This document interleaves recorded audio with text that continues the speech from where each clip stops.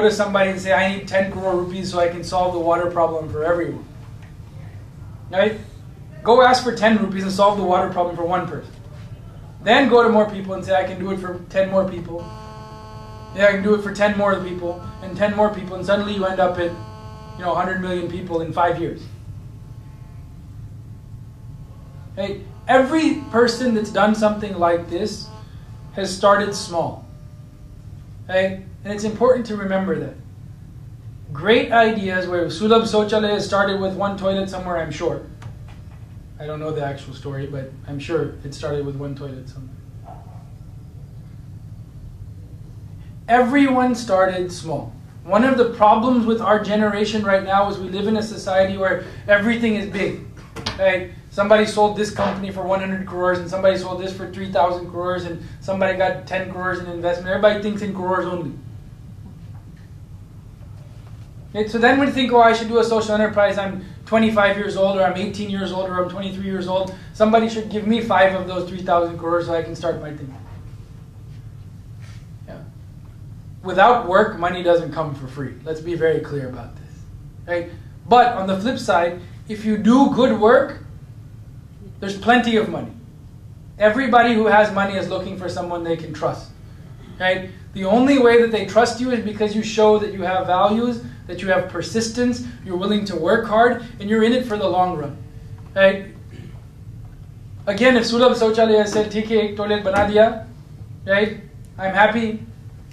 No one would have given them. But when they realize 10 years of work comes in, and you've built not one, now you've built 100, someone says, look, these are the guys who have an answer, and they've been working for it for 10 years, or 30 saal tak kaam hi karega. That's a real enterprise. Right? And I again want this to be clear. I want to compare this. If I want to be a software engineer, I'm happy taking a job at Infosys TCS, and I'll work there for 30 years. I'll move up and I'll move up, and someday I'll become a manager of some kind. We think of careers in that way. Right? This is just as much a career as anything else. Trust me, it's harder and more important work than anything that TCS does. No offense to TCS. But if you're not ready to do it for 10 years or 15 years or 20 years to show people that you're willing to solve a problem, you're not a social entrepreneur. Right? You're a trend follower. Oh, achhi baat hai, main karta hu, theek hai, 3 saal tak karega, then I'll go get my MBA in America, uske baad TCS mein kaam. Don't come talk to me then. I am looking for people, the country needs people, the world needs people who are willing to commit large amounts of time and a good amount of their brain to solving problems. That's a true social entrepreneur, in my mind. Okay? So this is key, right? It's hard work. It requires long-term vision. It requires a mindset of being able to solve a problem or create something that generates value for other people.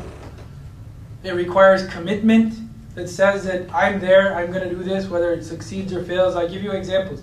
Even in Sarvajal, a year and a half ago, not even, a year and 3 months ago, everything fell apart. I had 10 people and 12 franchisees and everybody quit. It was just me. And one more person. Right? And we started over. And we started over saying, you know what, we're going to find a solution to this water problem. And we found, now we're back to 65 or 70 people working for us. We're 130 franchisees. It's growing. The difference between it growing and failing was my commitment, or the commitment of the people on my team, some of whom are here. That's all it is. 1 year is not a long time. 5 years from now, you see the value. It's important that you recognize that you can never judge it in the midst of it. Right? So that's the next step. Now there's still a question. I don't know what the question is, but let's say my last piece of this is, okay, fine. Money is there if I work hard. I understand I need to work for a long time. I understand I need to be a problem solver. How do I get started? Well, there are a lot of people that will help you get started. There are people like me who you could ask. I promise you, if you went to any of the organizations that spoke here and said, I'm a young person who wants to spend the next 10 years of my life finding an answer to this problem, everyone will help you. But if you say I'm a young person that wants an internship for 3 weeks and then I'm going to go on to whatever school, I would even say to you, please, here, go do this and come back. Hey, if you're serious about it, you show it. You go to people who have walked the same path you have. I was also 20 years old not too long ago. So was everyone else. Hey, they all thought just like you did. I want to solve a problem. I can do something like this. They built on the shoulders. You know, Gandhiji used to say that one generation builds on the shoulders of the next. So they have the benefit of being able to see further. We've done as much as we can. The next generation will stand on our shoulders and do more. People like us want to invest in people like you, no matter what it costs. But the only thing we want in return is some feeling that here is someone that if I invest in them will do something great. By great meaning something for society. And that, my first step opinion would be that, you know, formulate your idea, if you have one. Start testing it. Make sure that your idea is strong, okay? That it will actually work. Even if you don't do it for real, test it with people in conversation. See what people say. See what different kinds of people say. Then come find people like us and say, hey, I really have this idea. I really think it can work. It's really valuable. Get some feedback. And if you need help, you know, I'll be the first to commit saying, I will help you as well. And I'm sure that many of the others will. And I'm sure that people like Point10 who have created themselves because of this will also help.